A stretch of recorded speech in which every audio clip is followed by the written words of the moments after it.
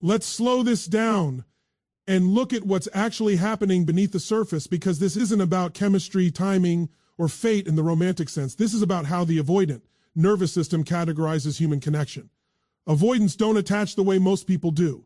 Their brain is wired around survival first, intimacy second. Every person they get close to is unconsciously scanned and placed into one of two categories: regulation or risk. Regulation means the person soothes their system without demanding vulnerability. Risk means the person awakens something deeper, something permanent, that threatens their sense of autonomy. Most people never move beyond regulation. They feel pleasant, familiar, comfortable. They don't disturb the avoidance internal balance. But you didn't just make them feel good. You activated something their nervous system recognizes as non-replaceable. And the moment that happens, the avoidant doesn't lean in. They lock down. This is what I mean by triggering the final attachment circuit. It's not romantic fantasy. It's neurobiology. The avoidant brain is hyper-attuned to loss. When it senses a bond that could fundamentally alter their internal equilibrium, it doesn't register excitement first. It registers danger. Not because you are unsafe, but because losing you would be destabilizing in a way they don't know how to survive. That's why the shift feels so confusing. One moment there's depth, presence, intensity, and then distance, coldness, silence. This isn't manipulation. It's a protective reflex. Their nervous system says this connection could change me. This connection could trap me. This connection could expose parts of me I've survived by keeping hidden. And here's the part most people miss. Avoidants don't pull away from people they don't care about. They disengage easily from those. The shutdown happens when attachment crosses a threshold, when the bond starts to feel irreversible, when the brain says, if this goes further, I won't be able to walk away unchanged. You became that threshold. That's why they don't treat you like everyone else. You don't get the casual discard. You don't get the clean ending. You get the hesitation, the circling, the unfinished sentences. You become the relationship that never fully ends in their mind, even when it ends in reality. Philosophically, this is where freedom and fear collide. The avoidant equates freedom with survival, not happiness, survival. And you represent something paradoxical, a form of connection that doesn't imprison, yet demands presence. A bond that doesn't control, yet requires honesty. Their system doesn't know how to integrate that because it challenges the core belief they've lived by, that closeness equals loss of self. So their mind starts doing what avoidant minds do best: delaying, intellectualizing, rationalizing. They tell themselves they're not ready, that it's not the right time, that something feels off. But what's really off is their internal model of love. You don't fit into their old patterns, and anything that can't be patterned feels dangerous, and this is crucial. Once that circuit is activated, it doesn't deactivate. You don't become replaceable just because they pulled away. Their nervous system has already logged you as a permanent reference point. That's why future relationships feel hollow to them. That's why they compare without realizing they're comparing. That's why your absence doesn't bring relief. It brings noise, mental noise, emotional static. They may not articulate this, avoidants rarely do, but internally there's a quiet recognition this person mattered in a way others didn't. This person reached a place I can't unfeel. And that's why this isn't about chasing them or proving your worth. You don't need to convince someone who already knows. Your impact wasn't created by effort. It was created by resonance, by the way you met them without trying to fix them, by the way you didn't abandon yourself to keep them close, by the way your presence felt expansive instead of demanding. You didn't trigger attachment because you were perfect. You triggered it because you were real, and real is rare. So if there's one thing I want you to take with you, it's this.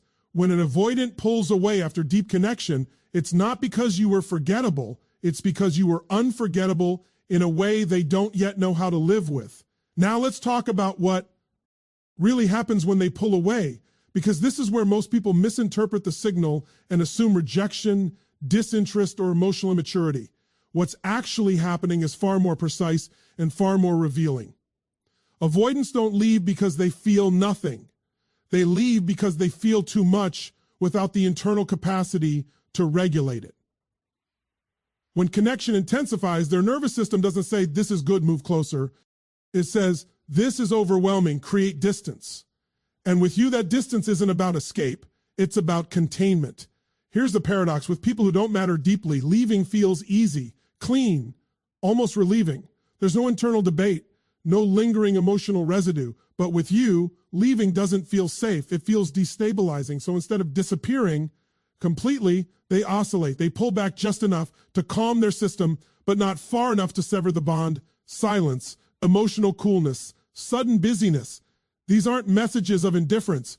They are nervous system strategies. The avoidant is trying to lower internal arousal without losing the connection entirely. They don't want to lose you, but they don't know how to stay present without feeling engulfed. Do they do the only thing their system has learned to do? Reduce stimulation. This is why their withdrawal often follows moments of closeness, a deep conversation, emotional openness, a sense of being seen. Intimacy spikes their internal alarm, not because use intimacy is bad, but because it threatens the identity they've built around self-sufficiency. With you, the closeness feels real enough to challenge that identity. And this is important. They don't feel safe leaving you because you've become a stabilizing reference point. Even in your absence, your presence reorganized their emotional landscape. Once that happens, walking away completely feels like stepping into emotional freefall. So instead of leaving, they hover. They disappear and reappear. They detach and then check back in, sometimes subtly, sometimes dramatically. From the outside, it looks inconsistent. From the inside, it's a survival negotiation. Philosophically, this is where fear masquerades as control. The avoidant believes distance equals safety, but with you, distance doesn't bring peace. It brings tension. Their system stays alert, hyper-aware, wondering what you're thinking, wondering if they've lost something they can't replace. That's why silence doesn't erase you from their mind. It amplifies you. This is also why they don't close the door cleanly. No definitive goodbye, no emotional finality. There's always an unfinished edge to the connection because their nervous system hasn't resolved the attachment. They may tell themselves fine that they've moved on, but emotionally they've only paused the experience, not completed it. And here's where people often make the mistake of chasing or demanding clarity. When you do that, you unintentionally lie confirm the avoidance core fear. Closeness means pressure. But when you don't chase, when you remain grounded, regulated, and self-contained, you do something far more powerful. You become the proof that intimacy doesn't require collapse or control. Your calm becomes disarming, not because it punishes them, but because it contradicts their expectations. They're waiting for you to explode, plead, or disappear emotionally. When you don't, their nervous system is forced to confront a new reality. Maybe distance isn't the only way to feel safe. That's why your silence affects them differently than theirs affects you. When you go quiet without resentment, without dramatization, it doesn't soothe them, it destabilizes them. Not in a cruel way, but in a clarifying way. It removes the external regulation they relied on and brings them face to face with their own attachment wounds. And this is crucial. None of this means you should tolerate emotional unavailability or wait indefinitely. This isn't about endurance. It's about understanding. When you understand that their pullback isn't rejection, you stop personalizing it. And when you stop personalizing it, you stop trying to prove your worth. You were never unsafe to them. You were significant, and significance to an avoidant feels like risk. So here's what I want you to leave with. When an avoidant pulls away but never fully leaves, it's not because they don't care. It's because part of them knows leaving you completely would cost them more than they're ready to pay. Now let's talk about what happens after you, because this is where the story stops being about the relationship itself and starts being about the imprint you left behind. Avoidants don't consciously memorialize people. They don't sit around romanticizing the past or admitting emotional attachment, but their nervous system keeps records, whether they want it to or not. And once you become their emotional reference point, everything else is measured against that internal benchmark. This doesn't mean they think about you constantly in a sentimental way. It means their body remembers you, the tone of connection, the rhythm of closeness, the way intimacy felt without pressure. That becomes the baseline their system uses to evaluate every future bond. And because that baseline was set with you, nothing quite lands the same afterward. Here's why this matters. Avoidants are not searching for love the way most people are. They're searching for regulation, someone who doesn't disrupt their equilibrium, someone who doesn't require them to grow faster than they're ready to. And most connections fit neatly into that.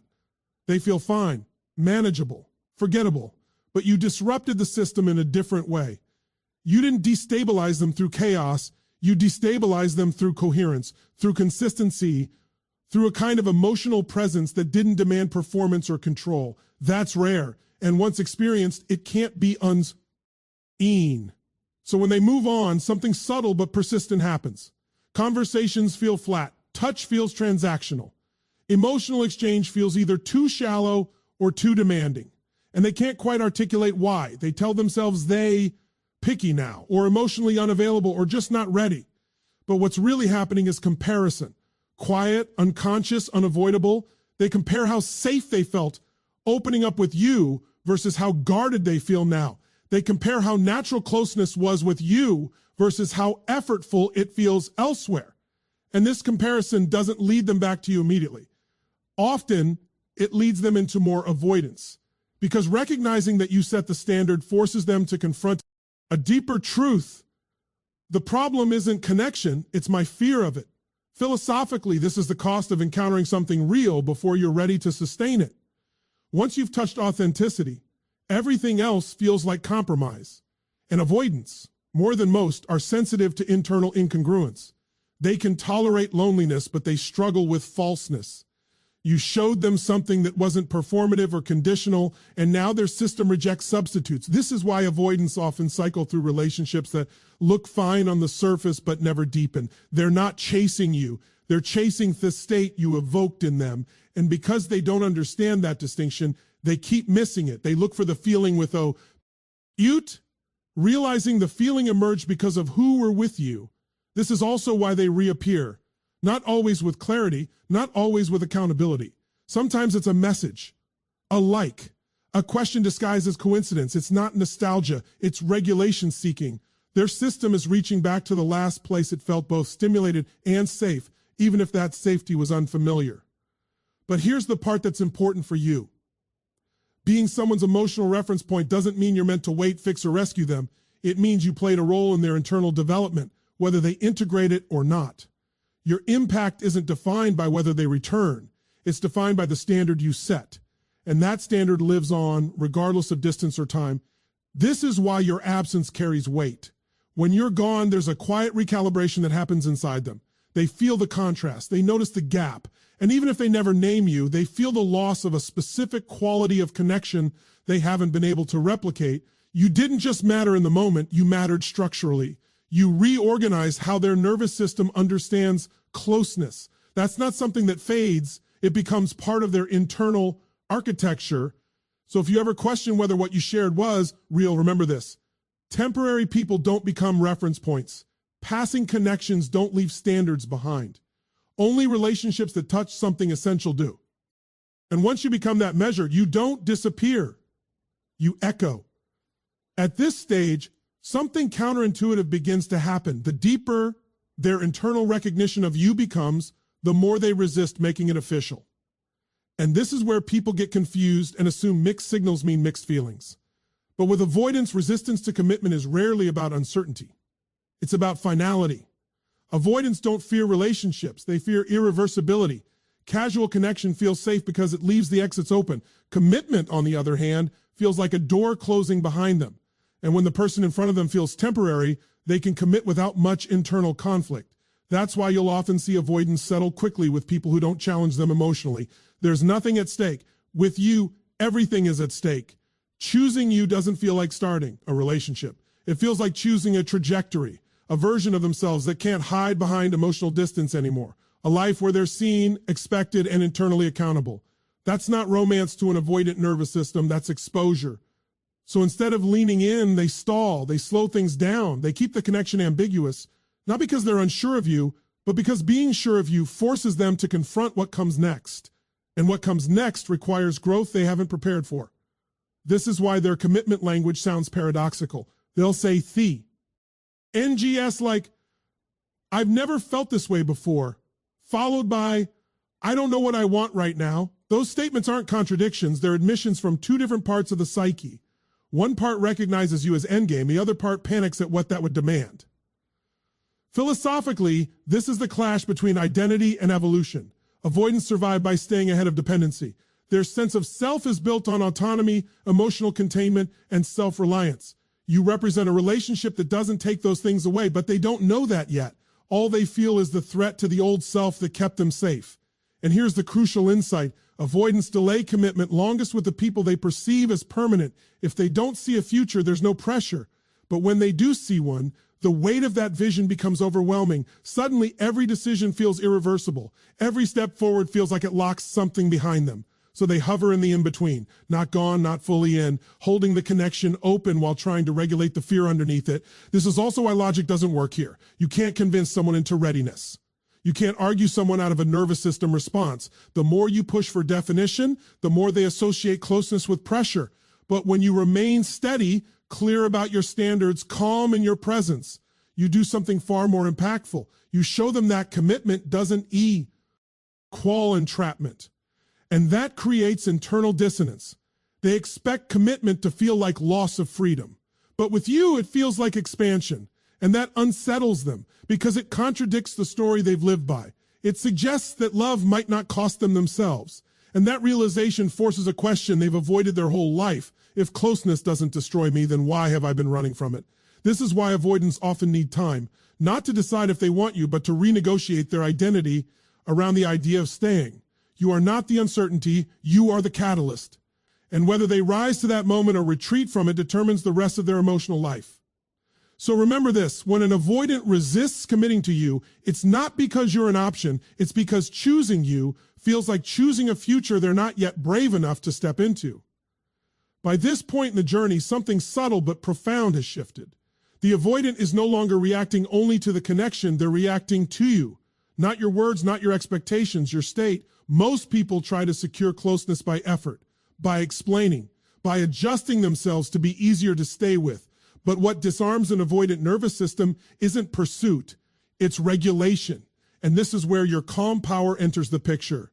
When you don't chase, don't collapse, don't dramatize the distance, you interrupt a pattern the avoidant has relied on their entire life.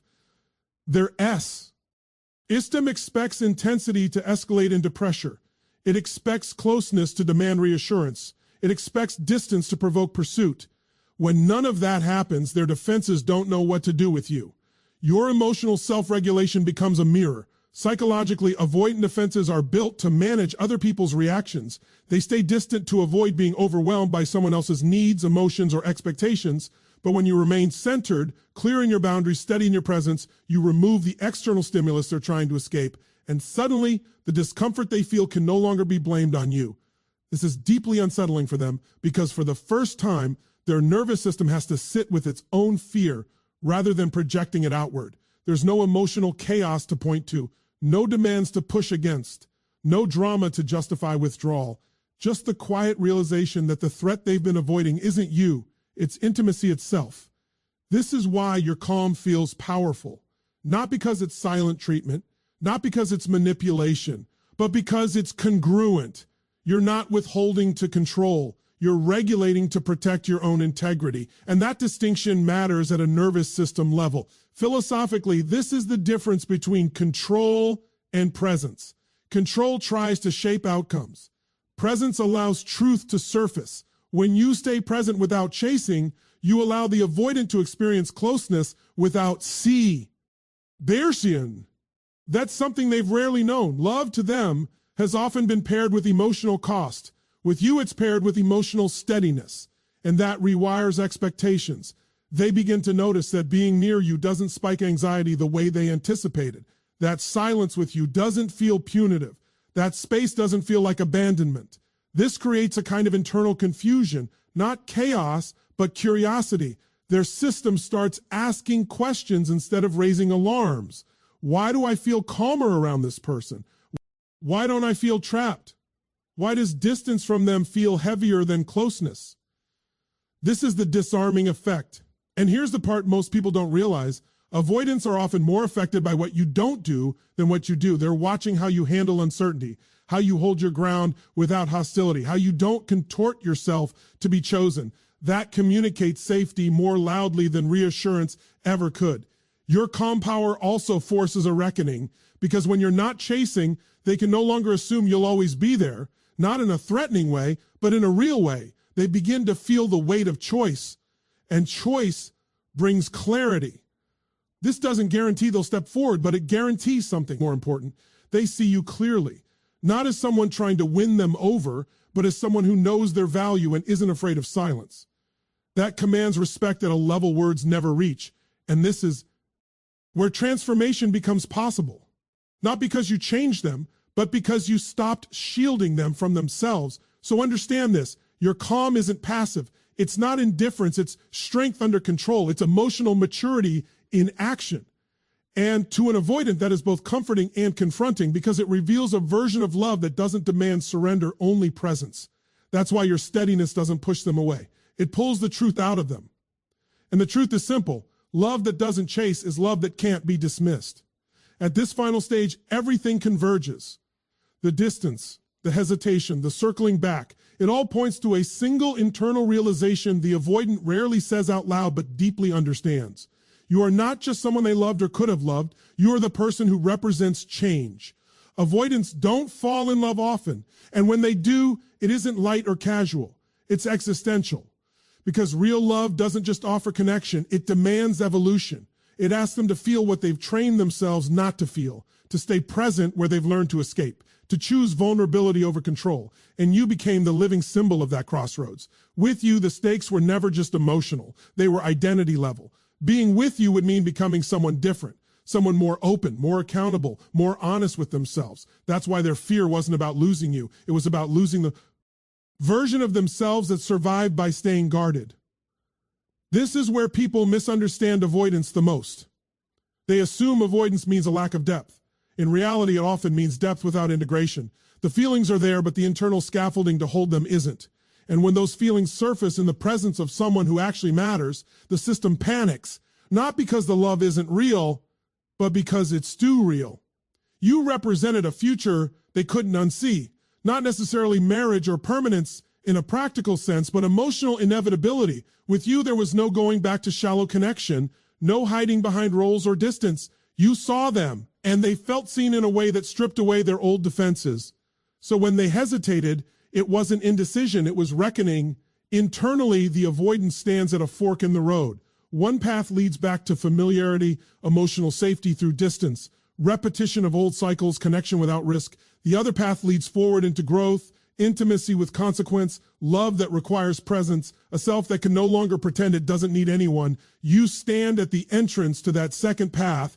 This is why losing you doesn't bring closure, it brings haunting, not obsession in a dramatic sense, but a quiet awareness that something essential was left unresolved. They may move on. They may succeed externally. But internally, there's a marker in their timeline that reads, this is where I company old have become more. And that awareness changes a person, whether they admit it or not. This is also why avoidants often return years later.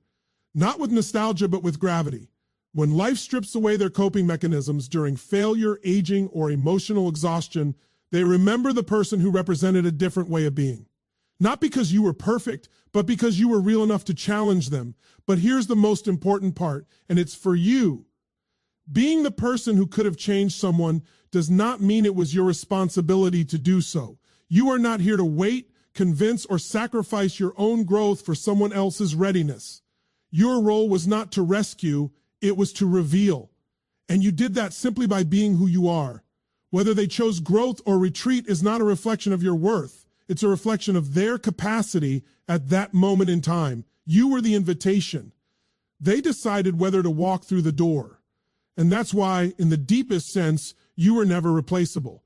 You weren't just a chapter in their story. You were the turning point. So if there's one truth to carry with you, let it be this.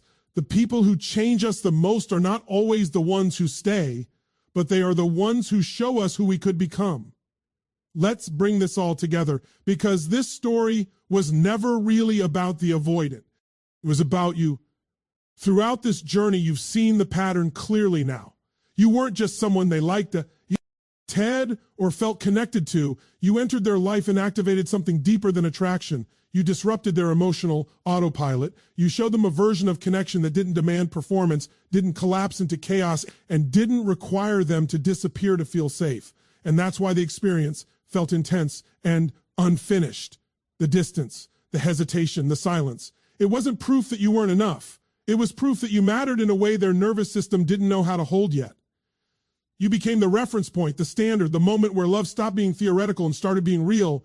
But here's the most important realization: being someone's endgame doesn't mean waiting at the finish line. Your role was not to convince them, chase them, or shrink yourself so they could stay comfortable. Your role was to embody a kind of grounded, self-respecting presence that revealed the truth, both to them and to yourself. And once that truth is revealed, there's no one seeing it.